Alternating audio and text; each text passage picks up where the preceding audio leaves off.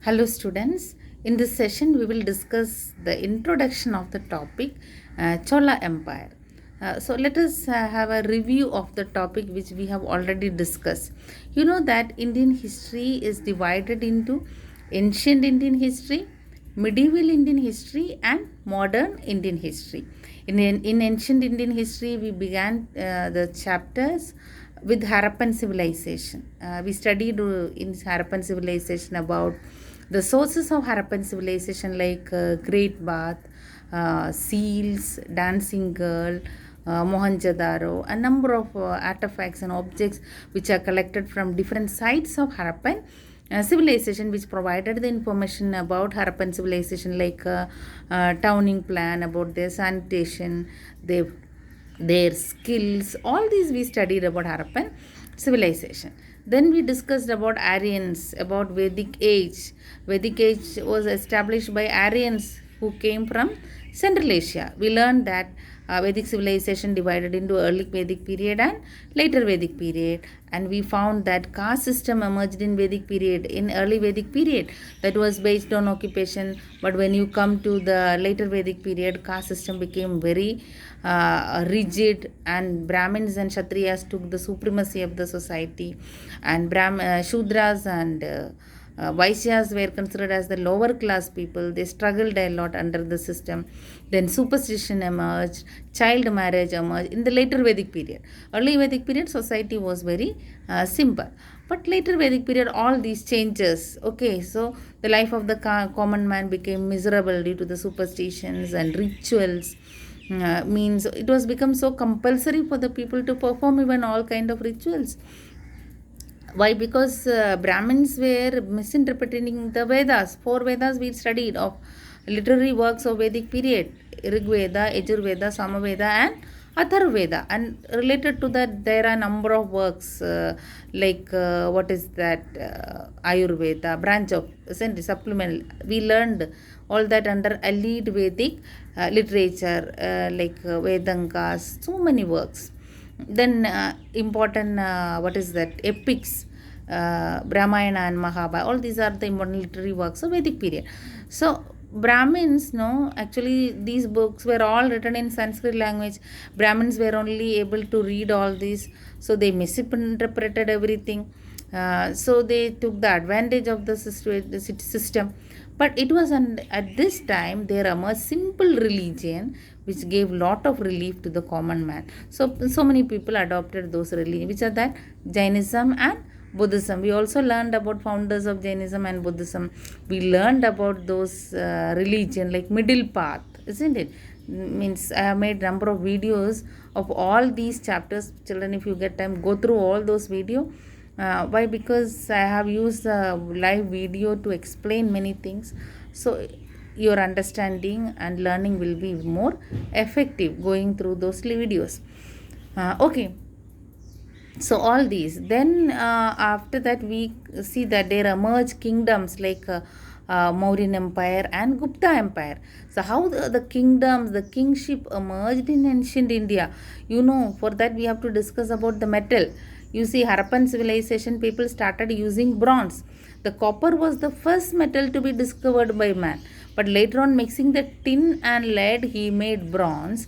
So when we come to the Harappan people, we find that people started using bronze. So he found that is better. So that improved his life.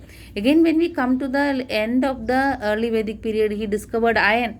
Then in the later Vedic period, he started using iron tools widespread, because iron tools proved to be more strong and more useful.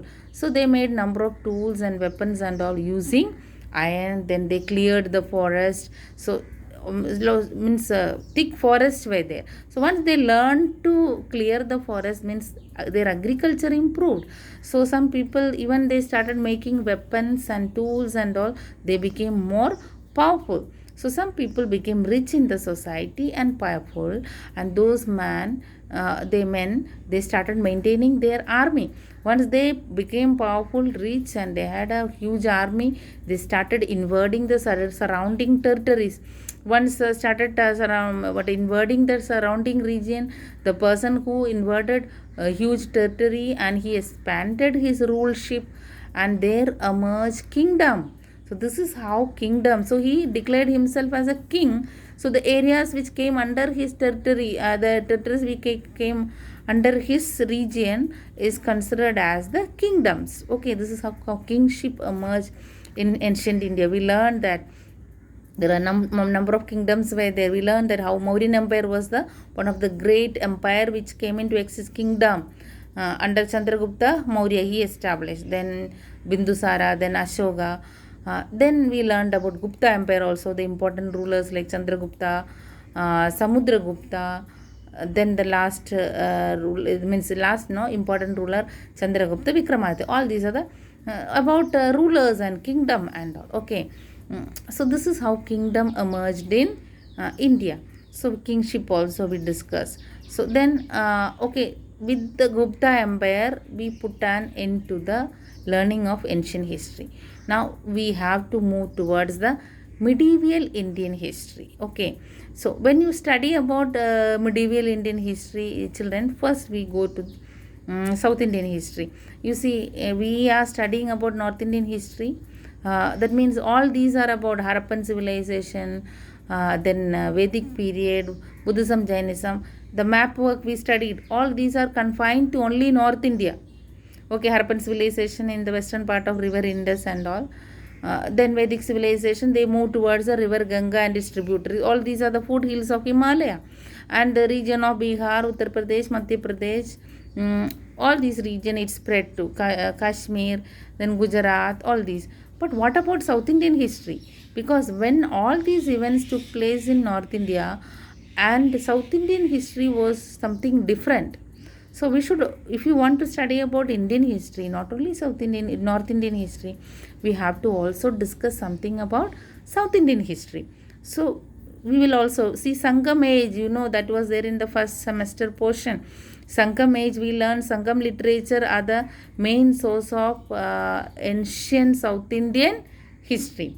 So we learned Sangam literature means important poetic works, important works of submitted by the scholars in the meeting. Which meeting? The meetings of scholars were held in Madurai in the ancient India, and that meetings were held in Madurai by which rulers? Pandya rulers.